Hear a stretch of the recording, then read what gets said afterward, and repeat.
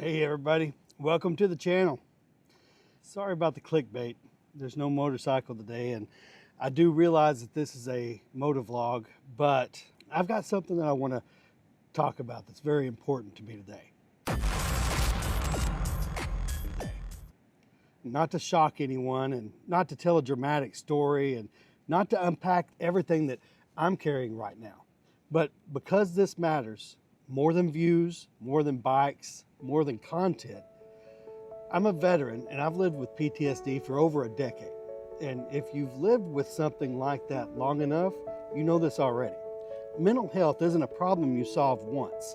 It's something that you learn to carry. And some days you carry it well. Some days it drags behind you. And some days it feels heavier than you are.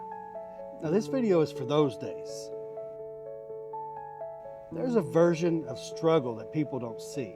It's not loud, it doesn't look like panic, it looks like functioning, going to work, answering messages, doing the things that you're supposed to do, while something inside you is running on fumes.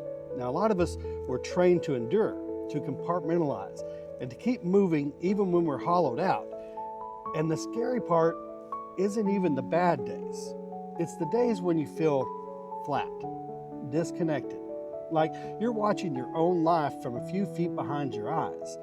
Now that's usually when people tell you, just hang in there, stay positive, you've got this. But sometimes you don't got this, and pretending that you do can make it worse.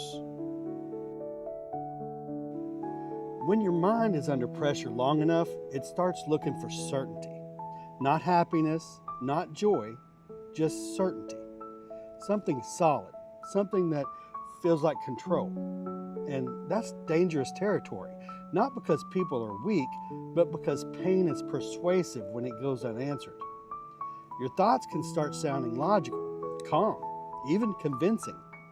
And they don't announce themselves as lies. They show up dressed as relief. And that's why white-knuckling through it alone is so risky. Because when the voice in your head becomes the only voice that you're listening to, perspective disappears. Now that's not a moral failure, that's isolation doing what isolation does. I'm in a tough spot right now. I'm not sharing details, not because they don't matter, but because I've learned something important. You don't have to bleed publicly for your pain to be valid. Let me say that again.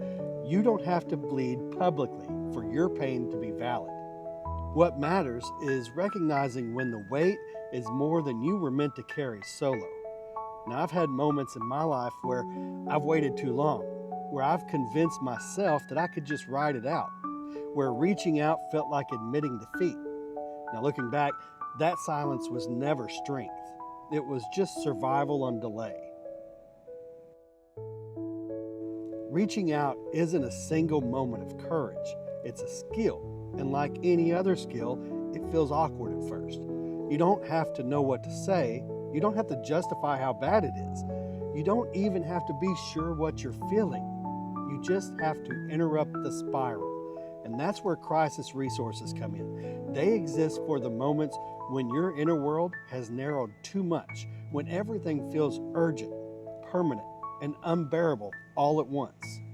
If you're in the US, you can call or text 988.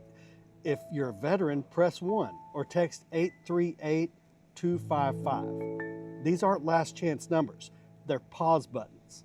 They help you get through this hour, and sometimes that's the only goal that matters. If you're watching this and thinking, yeah, but my situation is different, I hear you. Pain always tells us that, but listen to me carefully. Feeling exhausted by being alive does not mean you want to stop existing. It means you're overwhelmed and under-supported. You're not defective for feeling this way. You're not weak for needing help. And you're absolutely not alone, even if it feels that way right now. You don't need to solve your life tonight. You don't need clarity. You don't even need a plan. You just need connection. One human voice, one moment of not carrying this by yourself. Sometimes staying isn't heroic, it isn't hopeful, and it isn't inspiring. Sometimes staying is just deciding not to make a permanent decision during a temporary storm. And that counts.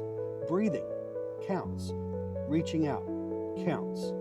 Even sitting with this video playing in the background counts. I made this video because silence can be dangerous, and because I know how lonely these moments can feel. If you're struggling, please reach out. If you're doing okay, check on someone who might not be. And if today is just about getting through, that's enough. You're still here, and that matters more than you know.